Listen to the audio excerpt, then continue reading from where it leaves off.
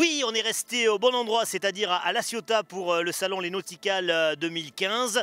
Et on est parti fouiller, chercher dans les allées les exposantes et les exposants originaux qui nous proposent des choses étonnantes. Je suis avec Aurélie, c'est ça? C'est ça, Aurélie. Et Yves qui est ici. Bonjour Yves. Bonjour. Il faut que je fasse attention parce qu'Yves c'est le président de la société Subsi Tech. Alors présentation d'abord, avant qu'on parle de la bébête qui est en train de nager au fond de l'eau, la présentation de votre société. Alors Subsitech, c'est une petite société basée à Marseille, à l'Estac, où on conçoit et on fabrique des petits robots sous-marins. Alors vous n'êtes pas en train de jouer à un jeu quelconque sur votre tablette, vous êtes en train de piloter. Tout à fait, c'est pas un jeu mais pas loin.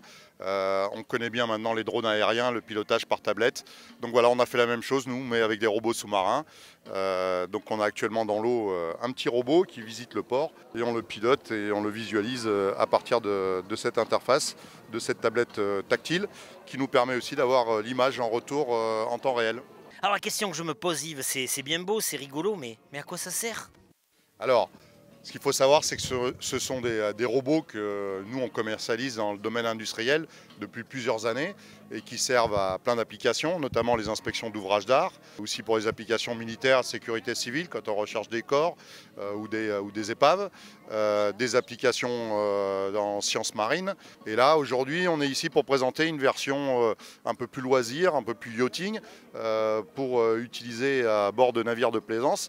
Et ça peut servir à la fois pour des inspections techniques de la coque du bateau, par exemple, ou des mouillages, mais aussi juste pour le fun, pour aller faire des explorations jusqu'à 70 mètres de fond à partir du bateau sans se mouiller, où on peut avoir l'image sur grand écran. Donc ça permet, quand on est au mouillage et qu'on s'ennuie un peu, comme souvent sur les gros yachts, d'aller un peu visiter les fonds et de faire les images pour les amis qui sont à bord. Voilà, c'était une de nos étapes parmi les exposantes et exposants originaux de ce salon. On n'est pas bien là, enfin je suis bien là, je ferai presque une petite sieste. Mais mon devoir d'animateur journaliste m'appelle, je continue à chiner à travers les stands et à dégoter les choses originales. Après le drôle de sous-marin, voici les drôles de sacs, et pas que les drôles de sacs, les drôles de tout avec des toiles de voile, c'est de la toile de voile. Oui, on est sur des produits en toile de voile de bateau, c'est du recyclage, on donne une deuxième vie aux voiles de bateau qui ont navigué et on réalise tous nos produits en partenariat avec des personnes handicapées sur Marseille. Donc c'est du recyclage éthique et solidaire. Il y a des collections comme dans la mode, il y a des séries avec des couleurs, des formes. Oui, en fait on fait 2 fois par an un salon professionnel qui nous oblige finalement à avoir de la nouveauté, de la collection. Donc on a des grands classiques et puis on décline chaque année avec des couleurs différentes et puis des nouvelles formes aussi. Des articles nouveaux? Oui, cette année on a un sac à dos qu'on n'avait pas jusqu'à présent. Et puis on a aussi un petit sac à main beaucoup plus fini avec voilà, plein de poches et qui s'appelle Billy. Ça représente quoi pour vous cette manifestation? C'est un rendez-vous annuel avec des gens fidèles. Ça nous permet de communiquer sur notre activité. Ça nous permet aussi de communiquer sur la récolte de voiles puisqu'en fait les personnes qui nous donnent leur voile, on leur fabrique en échange un sac dans l'une de leurs voiles. Donc c'est notre matière première et c'est ce qui nous fait justement éviter que toutes ces matières-là puissent partir en décharge. Et puis c'est des très belles matières dont on fait sortir des beaux produits. La société va bien, c'est ça? On est content, oui. Oui, tout va bien. Oui, on a des projets positifs, donc on est heureux. Voilà, une chef d'entreprise heureuse. Ça méritait vraiment d'être souligné. Bravo pour ce que vous faites. Dernière petite escale dans le défi qu'on s'est donné d'aller chercher des exposantes et des exposants originaux. Je suis avec Philippe et Philippe il marche presque sur l'eau. Enfin presque, il va vous expliquer. Salut Philippe. Bonjour. C'est un drôle de truc que tu vas nous faire découvrir là. J'ai été bien étonné. C'est ça, un moyen de propulsion avec les pieds. Ouais, le principe, c'est un système de propulsion effectivement avec les pieds. Donc sur nos kayaks, on n'utilise pas la pagaie traditionnelle. Parce qu'habituellement, sur un kayak, je pagaie. Oui, normalement on a une pagaie. Alors nos kayaks sont équipés aussi d'une pagaie, mais plus pour rassurer les gens. Là, le principe, c'est un système de propulsion.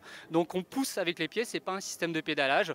On pousse simplement et dessous, ça déploie des nageoires, comme un poisson en fait. Ouais. On voit là sur les images, mais ça a quoi de mieux que les autres moyens de propulsion, notamment la rame?